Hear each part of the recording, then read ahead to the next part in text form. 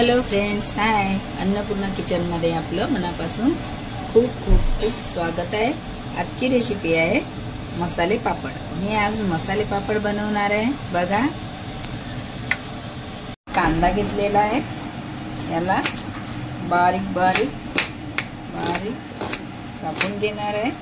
कापून झालेला आहे, हे बघा किती बारीक बारीक कापून घे.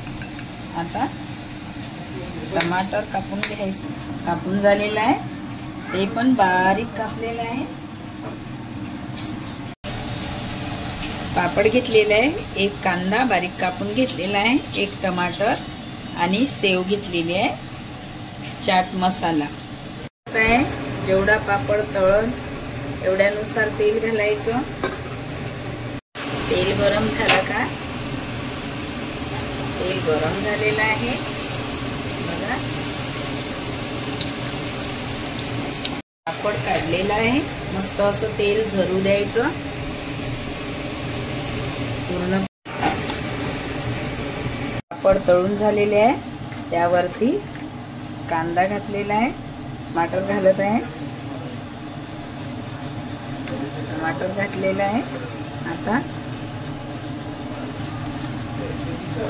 चटपटी नाश्ता, फटाफट भूक लागली तर.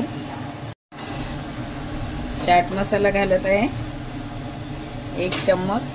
चवा मीठ घालण्याची गरज नाही आहे.